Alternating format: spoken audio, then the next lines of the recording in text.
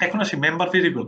So member variable আমরা বলতেছি কি ইনস্ট্যান্স ভ্যারিয়েবল অথবা স্ট্যাটিক ভ্যারিয়েবল, যে কোনো এই দুই টাইপের ভ্যারিয়েবলকে আমরা বলতেছি মেম্বার ভ্যারিয়েবল, এবং এগুলো হচ্ছে ক্লাস লেভেল স্কোপে যেহেতু থাকে, তাহলে এটা সবসময় মনে রাখবেন, they are declared inside a class but outside of method, constructor, block.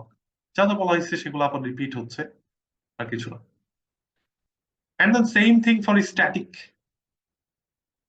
ওকে, এখন আসি আরেকটা এক্সাম্পল, যেমন প্রোডাক্ট একটা ক্লাস। প্রোডাক্ট ক্লাসের এখানে একটা ভ্যারিয়েবল আছে, তার মানে এটা হচ্ছে ইনস্ট্যান্স ভ্যারিয়েবল, কোনো স্ট্যাটিক নাই, আমরা এটা স্ট্যাটিক ভ্যারিয়েবল। এটাও স্ট্যাটিক ভ্যারিয়েবল, সরি ভুল বলতেছি, যেহেতু এখানে স্ট্যাটিক নাই তার মানে ইনস্ট্যান্স ভ্যারিয়েবল, এটাও হচ্ছে ইনস্ট্যান্স ভ্যারিয়েবল। ওকে, একটা মেথড তৈরি, একটা কনস্ট্রাক্টর তৈরি করা হয়েছে প্রোডাক্ট ক্লাসের, এবং এখানে একটা ভ্যারিয়েবল আছে, এটা হচ্ছে কনস্ট্রাক্টর প্যারামিটার। তাহলে এই কনস্ট্রাক্টর প্যারামিটারটাকে শুধুমাত্র এখানে অ্যাক্সেস করা যাচ্ছে। সেভ প্রাইস, এখানেও একটা প্যারামিটার আছে, মেথড প্যারামিটার, এটাকে তাহলে এই মেথডের ভিতর থেকে অ্যাক্সেস করা যাবে, তাই না? এই মেথডের ভিতর থেকে। তাহলে এই দুইটা যেহেতু ক্লাস লেভেল স্কোপে আছে, এই দুইটাকে যে কোনো মেথড অ্যাক্সেস করতে পারতেছে। সেম গেট ইনফোর ক্ষেত্রে, গেট ইনফোতে কোনো প্যারামিটার নাই, বাট সেই ইউজ করতেছে product name and product price কে। এই দুইটা কোথায় থেকে পাইছে? এই যে এই দুইটাই, product name and product price.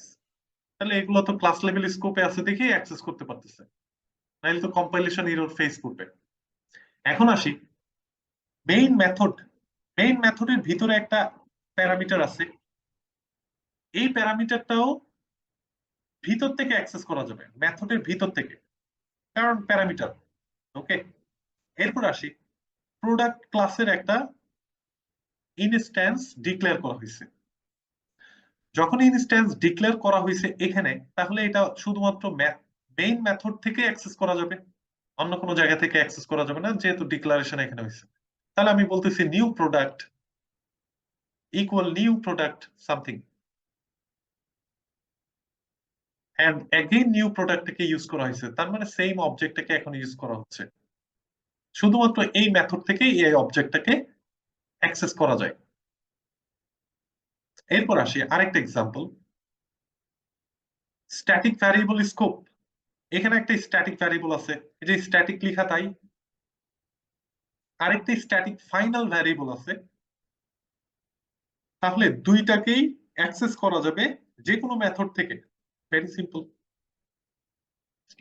Local variable, এটা তো অলরেডি বলা হয়েছে, লোকাল ভ্যারিয়েবল গুলা ওই দুইটার হচ্ছে উল্টা, মানে inside A method, constructor end block it is declared.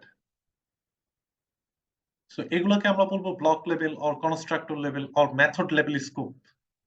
It cannot be accessed outside of where it is defined or declared. একটা এক্সাম্পল দেখি, অনেক এক্সাম্পল লিখছে, যেমন ডেমো ক্লাস। এই ডেমো ক্লাসটা একটা কনস্ট্রাক্টর, ভিতরে একটা ভ্যারিয়েবল ডিক্লেয়ার করা হয়েছে, তাহলে এই ভ্যারিয়েবলটাকে শুধুমাত্র এই কনস্ট্রাক্টরের ভিতরে অ্যাক্সেস করা যাচ্ছে। শো আরেকটা মেথড, যেখানেও ইন্ট এক্স ডিক্লেয়ার করা হয়েছে, শুধুমাত্র ইন্ট এক্সটাকে এখানে এখানে অ্যাক্সেস করা যাবে।